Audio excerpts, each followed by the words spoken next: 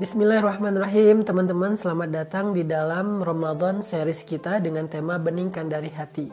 Nah, hari ini saya pengen sharing tips ketiga bergaul dengan manusia agar kita bisa membersihkan diri kita dari aib, membeningkan hati kita, membersihkan jiwa kita. Kata ulama yang ketiga adalah ayastafida ma'rifata uyubi nafsih min alsinati a'daih. Cara membersihkan diri kita dengan bergaul itu adalah mengetahui aib kita justru dari lisan orang-orang yang membenci kita, dari musuh kita, orang yang hate speech kepada kita, orang yang ngekomen secara negatif di akun ataupun media kita. Dari mereka kita bisa belajar mengetahui aib kita. Justru kalau misalnya ada orang yang gak suka sama kita, lalu dia ngomongin kita dengan hal-hal yang gak baik, itu jangan selalu dilihat dari angle ilfeel, kecewa, marah, tetapi juga coba jadikan itu sebagai sebuah muhasabah. Muhasabah itu artinya kayak introspeksi diri. Oh, mungkin yang dia sampaikan itu nggak sepenuhnya benar, tapi setidaknya saya jadi tahu, oh jangan sampai saya kayak gitu. Kalau misalnya benar, ya jujur aja kepada diri kita sendiri. Kita nggak perlu harus menyampaikan ke orang lain. Kita akui aja dalam diri kita, benar juga ya, saya emang kayak gitu, sekarang saya akan memperbaiki diri. Kadang tanpa kita sadari, orang yang paling jujur dalam menyampaikan kekurangan kita itu justru musuh-musuh kita. Orang yang dengki, orang yang iri, orang yang gak suka sama kita, kadang dia yang paling jujur. Karena teman gak enak mau ngomongin kekurangan kita. Keluarga lebih gak enak lagi karena dia sayang sama kita. Justru kalau kita pengen tahu aib kita itu biasanya keluarnya dari mulut haters kita. Baik yang kita bergaul dengan mereka sehari-hari maupun yang ada di sosial media. Maka kalau kita mau tazkiyatun nafs, mau membersihkan diri kita, membersihkan jiwa kita, membeningkan hati kita, cobalah jadikan musuh sebagai cermin. Agar kita bisa belajar, bisa tahu, bisa introspeksi diri, sehingga kita bisa memperbaiki diri. Jadi mulai sekarang teman-teman kalau ngelihat ada yang julid, ada yang nge-hate, ada yang dengki sama kita, ada yang mungkin dendam sama kita atau emang gak suka sama kita. Bisa jadi mereka itu adalah orang-orang terdekat kita yang satu grup sama kita, ataupun followers kita, atau tetangga kita, atau siapapun lah yang gak suka sama kita. Mereka itu adalah cermin yang paling bening kalau kita mau tahu apa kekurangan kita, apa aib kita, apa kesalahan kita.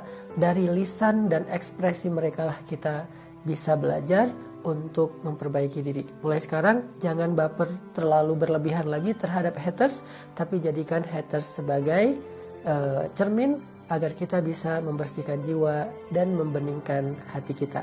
Barakallahu fikum.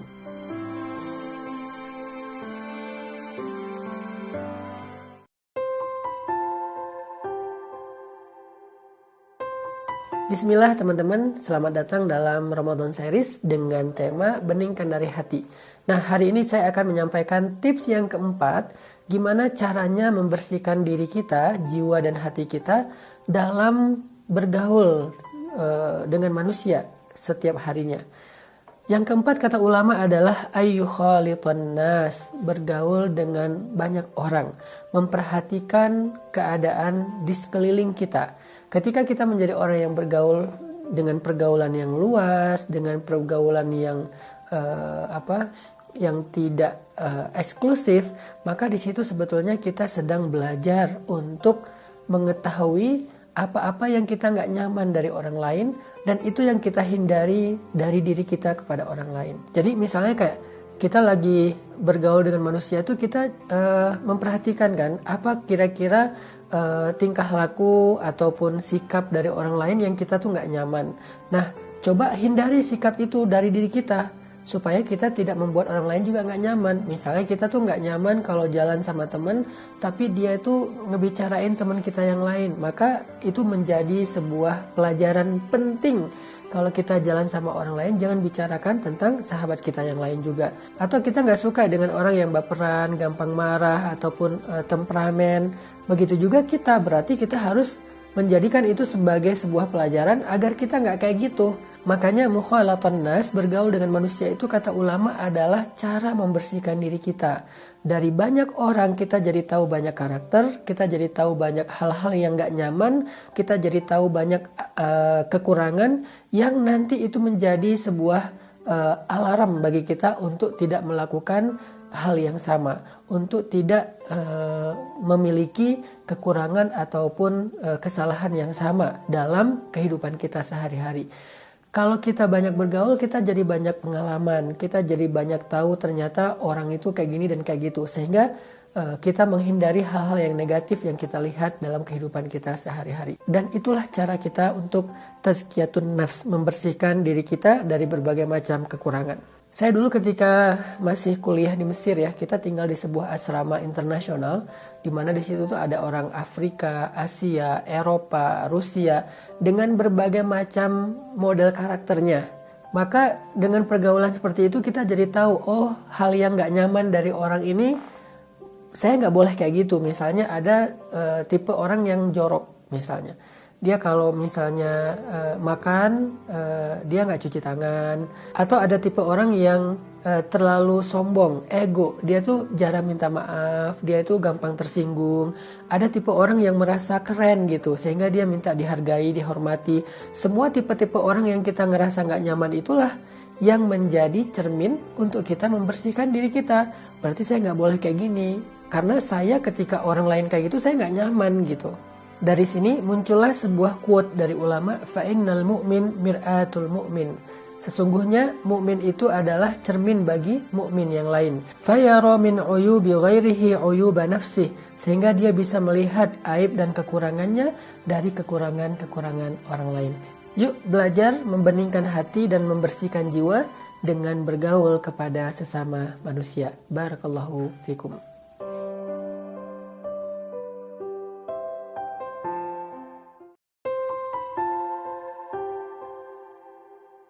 Bismillahirrahmanirrahim. Selamat datang teman-teman di dalam program Ramadan Series dengan tema Beningkan dari Hati. Nah, kayaknya udah setengah bulan nih kita bicara tentang tafsir dari ayat Qad aflaha man zakkaha.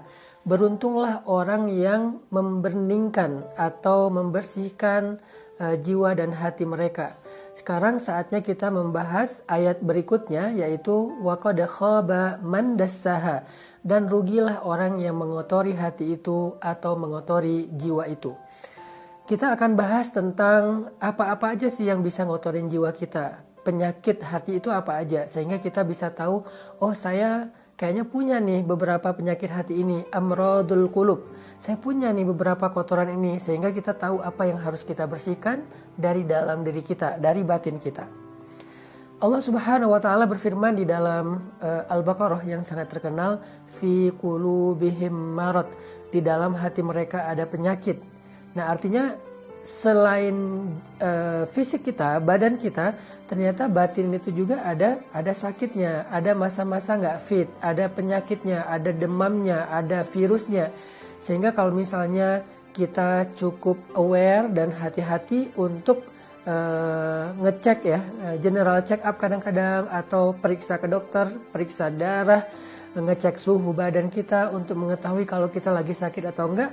Harusnya kita juga sehati-hati itu dan se-aware itu untuk ngecek suhu batin kita, memeriksa general check up dari batin kita, jiwa kita, hati kita. Apakah di dalamnya ada virus? Apakah di dalamnya ada penyakit? Di dalamnya ada masalah? Sehingga kita bisa segera mencarikan syifa atau obatnya agar itu tidak menjadi penyakit yang semakin parah. Yang pertama, hal yang bisa mengotori jiwa kita dan merusak hati kita itu adalah berbuat dosa, teman-teman.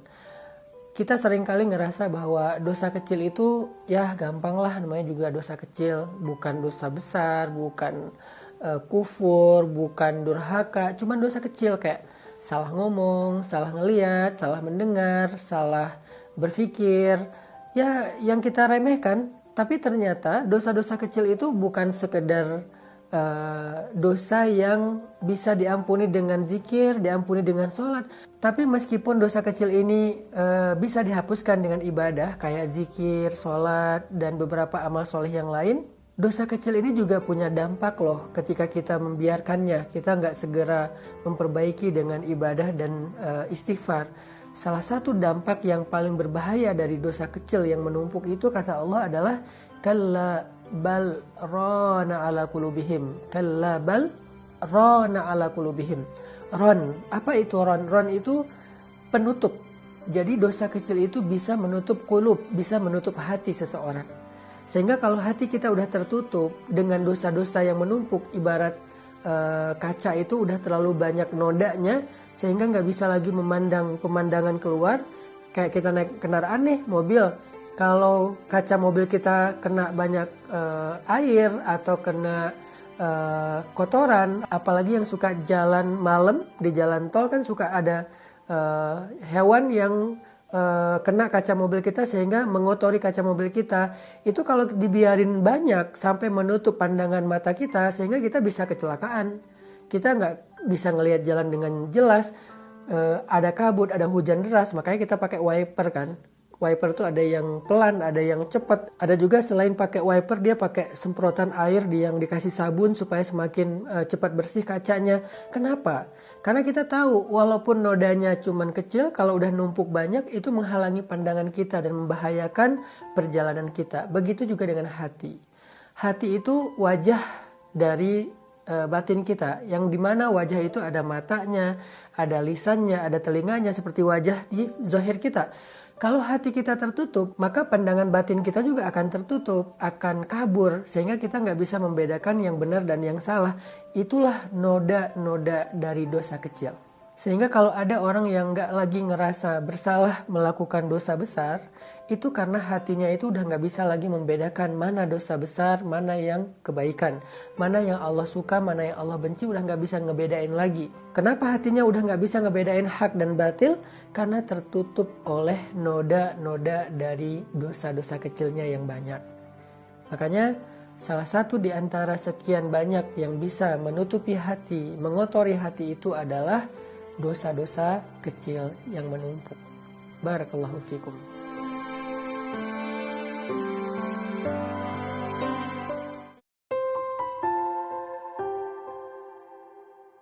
Bismillahirrahmanirrahim. Teman-teman, ahlan wa sahlan di dalam Ramadan series kita dengan tema beningkan dari hati.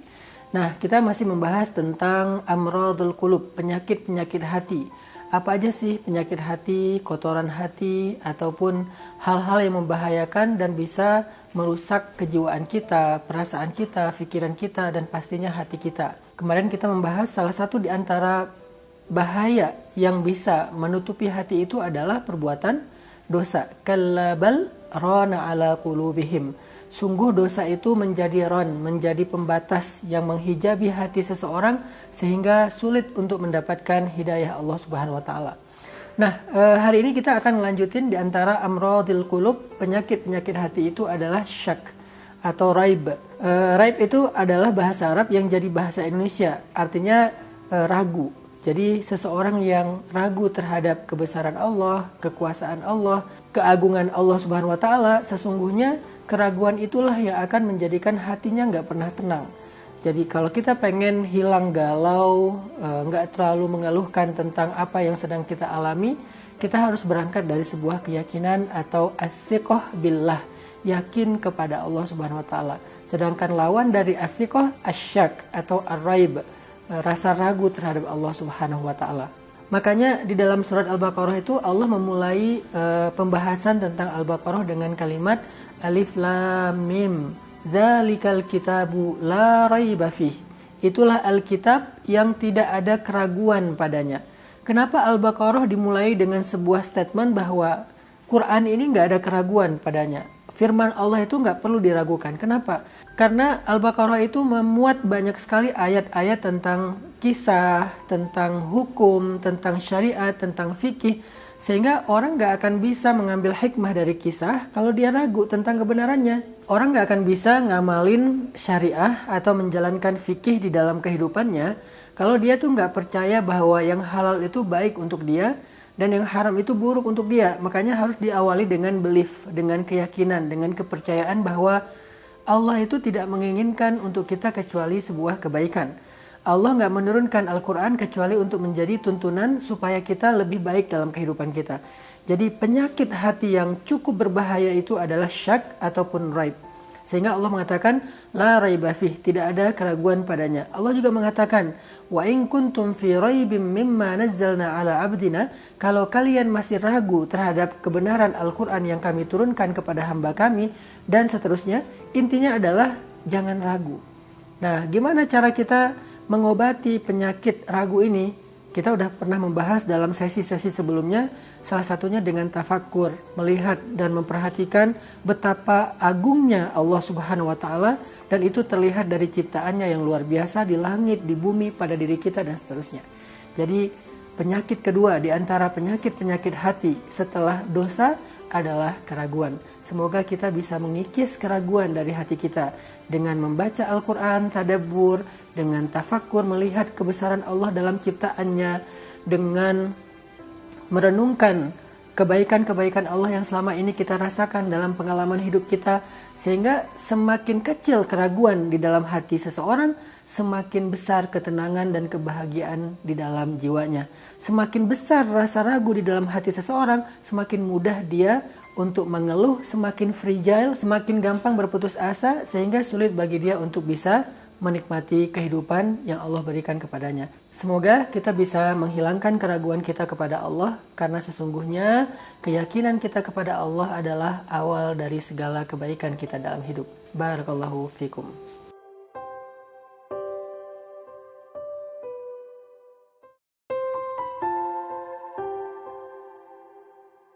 Bismillahirrahmanirrahim. Teman-teman, ahlan wa sahlan di dalam Ramadan series kita dengan tema beningkan dari hati.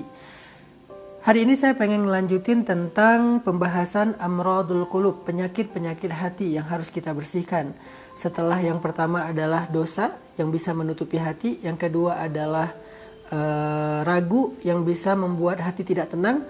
Nah, yang ketiga adalah riya atau ri'a an-nas. Ketika seseorang melakukan satu kebaikan tetapi bukan diniatkan untuk mencari perhatian dari Allah, tetapi dia capernya kepada manusia. Itu definisi paling gampang lah tentang riya. Apa sih riya? Caper ke manusia, nggak caper ke Allah dalam beramal solih. Ada orang yang ketika misalnya bersedekah, ini di bulan Ramadan kan kita lagi banyak-banyaknya sedekah nih, ngasih makan orang yang sedang berbuka puasa, atau mungkin sedekah di siang hari atau apapun. Kadang-kadang udah jadi satu paket kalau sedekah di era sosial media kayak gini tuh, seolah-olah ada ungkapan kayak gini, tangan kanan bersedekah, tangan kiri megang kamera gitu. Jadi rasanya tuh kayak kurang afdol gitu ya, kalau misalnya kita bantu orang lain tapi nggak di videoin, nggak di rekam, nggak di posting di sosial media, rasanya kayak ada yang kurang. Nah, disinilah kita lagi belajar untuk kita sebetulnya kalau beramal soleh di bulan Ramadan itu pengen caper ke siapa? Pengen caper ke manusia supaya dapat like, supaya dapat views, supaya dapat komen, atau pengen caper ke Allah Subhanahu wa taala. Padahal Ramadan itu adalah syahrullah, bulannya Allah. Jadi ketika kita beramal di bulan Ramadan itu harusnya niat kita tuh pengen caper ke Allah aja. Manusia tahu nggak tahu itu urusan kesekian gitu. Kalaupun kita posting dengan niat pengen syiar itu bagus, cuman jangan mengharapkan like dan views lalu menjadikan itu semua sebagai motivasi kita. Kalau misalnya like-nya banyak, kita semangat untuk meneruskan kebaikan itu. Tapi kalau views dan like-nya sedikit, kita jadi males, kita jadi nggak bergairah. Nah, ini berarti kita sudah kena penyakit riya. Sehingga kita coba tajdidun niyah, perbaharui lagi niat kita. Sebetulnya kita lagi caper ke siapa? Caper ke manusia itu capek loh. Kita udah habis-habisan, jungkir balik, pengen dapat perhatian dari manusia. Paling juga dapatnya nggak seperti yang kita harapin gitu. Tapi kalau kita caper ke Allah, baru mulai niat aja Allah itu udah perhatiin. Baru mulai mau taubat aja Allah itu udah seneng banget gitu sama kita. Makanya kalau kita ngerasa kok saya nggak semangat ya kalau misalnya beramal itu kurang banyak yang lihat, coba mulai lagi tajdidun niyah. Kita tuh pengen caper ke siapa? Caper ke manusia yang nggak ada apa-apa hasilnya yang bermanfaat buat kita, atau caper ke Allah yang insya Allah kalau Allah ridho, manusia juga bakal ridho. Nah, dari itulah makanya penyakit riya, penyakit yang bisa membahayakan amal ibadah kita ini harus mulai kita coba periksa lagi nih, muhasabah. Cara taunya gampang banget. Kita kalau lagi sholat sendiri sama berjamaah itu yang banyak orang lihat, kira-kira lebih berkualitas yang mana? Biasanya kalau ke masjid dilihat orang banyak, sholat kita gimana? Kalau lagi sendiri kayak gimana? Kita kalau lagi bantu orang melakukan amal solih, kebaikan, diposting dengan nggak diposting, semangatnya seperti apa? Sama nggak nih? Kalau sama, berarti insya Allah kita orang yang masih terbebas dari riya. Tapi kalau dilihat orang, diposting, kemudian di like, itu lebih berpengaruh kepada semangat kita, kita perlu memperbaiki niat kita bahwa kita melakukan semua itu karena pengen caper kepada Allah Subhanahu wa Ta'ala. Barakallahu fikum.